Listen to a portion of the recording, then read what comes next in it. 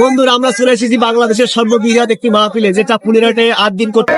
তাহলে আপনি বাংলাদেশ থেকে টপকায়া দেশের বাইরে যায় কেমনে ভাবতেছেন আল্লাহর দুনিয়ার বাইরে? ধরে না ধরে না ধরে না, ধরলে আল্লাহ ছাড়ে না। দেশের বাইরে চলে গেলাম আর বেঁচে গেলাম, আপনি আসলে বাঁচেন না, এখন পর্যন্ত আসল ধরাটাই খান না। একটু পিছনে দেন, এবার একটু পিছনে টানে দেন, টানে দেন, হাতটা সোজা করেন, সোজা সোজা সোজা করেন, এবার হাতটা এরকম করে নড়াচড়া দেন দুই দিকে। বন্ধুরা, আপনারা মাঠে প্রবেশ করার প্রথমেই বিভিন্ন ধরনের দোকানপাট দেখতে পারবেন, যেখানে বিভিন্ন ধরনের খাবার থাকবে আর আচার থাকবে, যেগুলো আপনারা আপনাদের প্রিয়জনদের জন্য বাসায় নিয়ে যেতে পারবেন। আজ মাহফিলের প্রথম দিন, সে তুলনায় বেশি একটা মানুষ হয়নি, তবে যত দিন যাবে ততই মানুষ বৃদ্ধি পাবে। আর শেষের দিন, অর্থাৎ যেদিনকে মিজানুর রহমান আজহারি ও শাইখ আহমদুল আসবে, সেদিন আমরা আশা করতেছি এখানে 10 থেকে 15 লাখ মানুষের একটা সমাগম ঘটবে। আমরা এখন গেটের ভিতর দিয়ে প্রবেশ করছি। আপনারা দেখতে পাচ্ছেন কত সুন্দর আলোকসজ্জা করা হয়েছে, সব মিলিয়ে ডেকোরেশন অনেক সুন্দর, অনেক গোছানো, আর সিকিউরিটির কোনো অভাব নেই এখানে। লাইটিংগুলো খুবই সুন্দর দেখা যাচ্ছে, যদিও এখন দিন, তবে রাত যত ঘনিয়ে আসবে তত আরও এর সৌন্দর্য বৃদ্ধি পাবে। মূল গেট থেকে মাহফিলের মাঠ প্রায় 6 মিনিটের দূরত্ব। আমরা সবাই মিলে হেঁটে যাচ্ছি, আর আমার সাথে আছে আমার 3 বন্ধু সজীব, বাইজিদ এবং রাকিব। আপনাদেরকে ওদের সাথে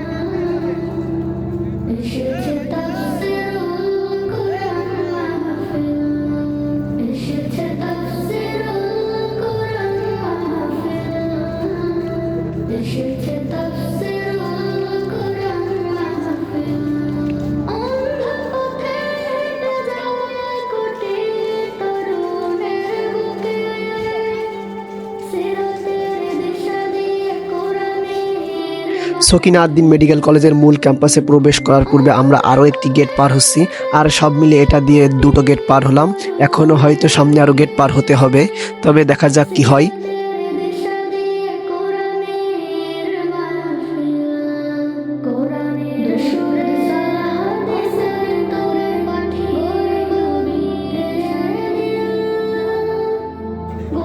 এভাবেই দেখালে আপনাদেরকে এইটা ভিডিওটা দেখাতে অনেক সময় লাগবে, এই জন্য আমি একটু ফাস্ট করলাম, যেন আপনাদের দেখতে সুবিধা হয় আর সময় বাঁচে।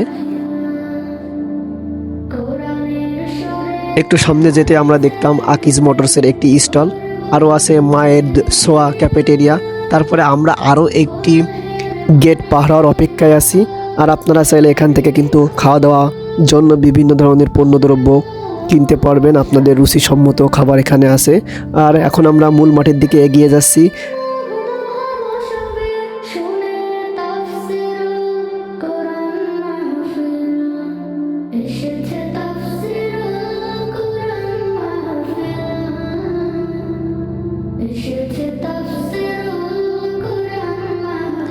একটানা 4 থেকে 4.5 মিনিট হাঁটার পরে আমি এখানে এসে পৌঁছলাম। এখনও প্রায় 1 থেকে 2 মিনিট হাঁটা লাগতে পারে, এই জন্য ভিডিওটা ফাস্ট করে দিছি যেন সময় বাঁচে আপনাদের দেখতে। এখানে মাহফিলে আগত মানুষের জন্য উজুর ব্যবস্থা করা রয়েছে, এমনকি টয়লেটের ব্যবস্থাও করেছে, যেন মানুষ তার জরুরি কাজ মেটাতে পারে। আমরা দেখতে দেখতে মাহফিলের মূল মাঠে প্রবেশ করলাম, আর এই মাঠটি অনেক বিশাল, যেখানে অনেক মানুষ একসাথে বসে ওয়াজ মাহফিল উপভোগ করতে পারবে। আর সুবিশাল একটি স্টেজ করা হয়েছে।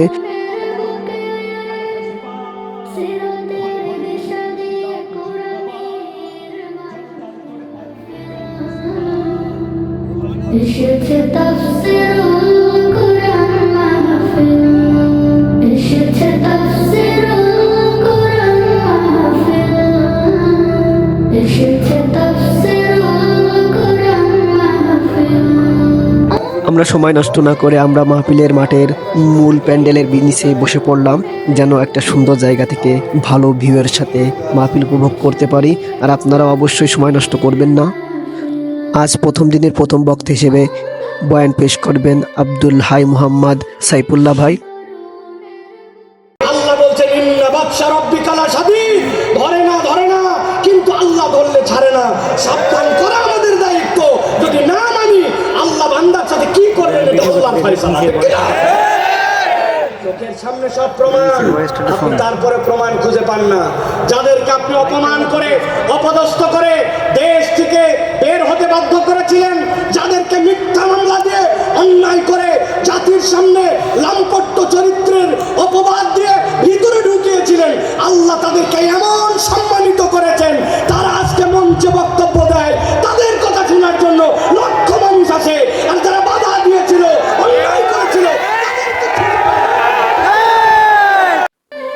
প্রায় 1 থেকে 1.5 ঘন্টা প্রিয় শেখ আমাদের সামনে কথা বললেন এবং তার কথা শুনে আমরা একটু বাইরের দিকে আসলাম কিছু খাওয়া দাওয়া করবো বলে। আর বাইরে এসে দেখি অপরূপ সৌন্দর্য, আলোক উজ্জ্বল একটি জায়গা যেখানে সব লাল নীল বাতিগুলো ঝিলমিল করছে। দেখে আমাদের মন অনেক আনন্দে ভরে উঠলো এবং আমরা গুটি গুটি পায়ে খাবারের দোকানের দিকে এগিয়ে যাচ্ছি।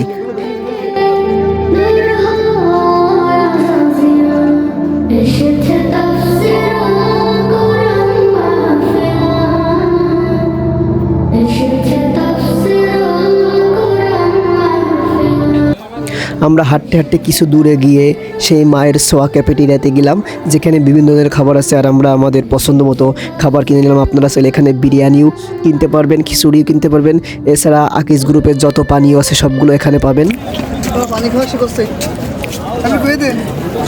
হ্যাঁ, এভাবে সবাই বসে বসে পানি খাবেন আর ওই যে মায়ের সোয়া ক্যাফেটেরিয়া থেকে ইচ্ছা মতো নাস্তা করে আসবেন আর এখানে এসে পানি খাবেন। তো আমরা আমাদের খাওয়া দাওয়া শেষ করে আবারও আমরা মূল মাঠের দিকে এগিয়ে যাচ্ছি যেখানে একটু পরে আলোচনা করবেন মাওলানা মামুনুল হক।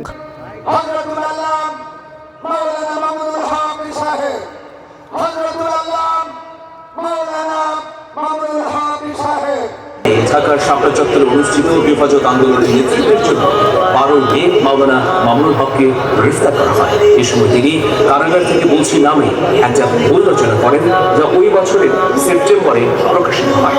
2018 সালে অনুষ্ঠিত বাংলাদেশের সাধারণ নির্বাচনের দুদিন আগে তাকে পুনরায় গ্রেফতারের অভিযোগ আছে।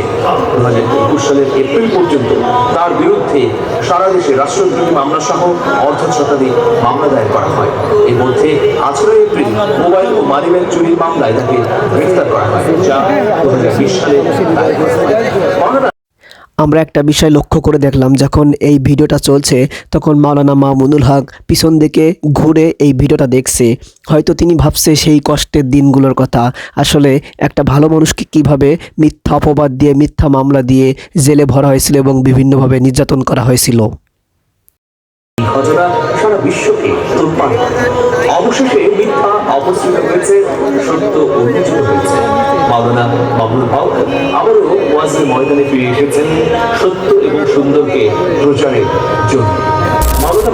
আসসালামু আলাইকুম ওয়া রাহমাতুল্লাহ। আমরা মাওলানা মামুনুল হকের কথা শুনে বাড়ির দিকে রওনা হচ্ছি। আর আগামীকাল অর্থাৎ বৃহস্পতিবার মাওলানা আমির হামজা কথা বলবে এবং শুক্রবার আমাদের সকলের প্রিয় মাওলানা আজহারি সাহেব কথা বলবে। এখন দাবার গুটি পাল্টে গেছে, দাবার গুটি পাল্টে গেছে। এক মাঘে শীত যায় না, কিন্তু আমরা স্মরণে রাখি না, ভুলে যাই। তো বন্ধুরা, আপনারা যে যেখান থেকে আগামী শুক্রবার মাওলানা মিজানুর রহমান আজহারি ও শেখ আহমদুল্লাহর মাহফিল শুনতে আসবেন তারা দ্রুতই কিন্তু মাঠে চলে আসবেন। তো প্রিয় বন্ধুরা, আর কথা বাড়াচ্ছি না, আজ এই পর্যন্ত ছিল ভিডিও। আর আপনারা যারা শুক্রবারে মাহফিল দেখতে আসতে চান তারা কিন্তু দ্রুত চলে আসবেন। আর এই ভিডিওটা শেয়ার করে দিন যেন অধিক মানুষের কাছে পৌঁছে যায় এবং তারা এই মাহফিল শুনতে চলে আসে। সকলেই ভালো থাকবেন, সুস্থ থাকবেন। আল্লাহ হাফেজ।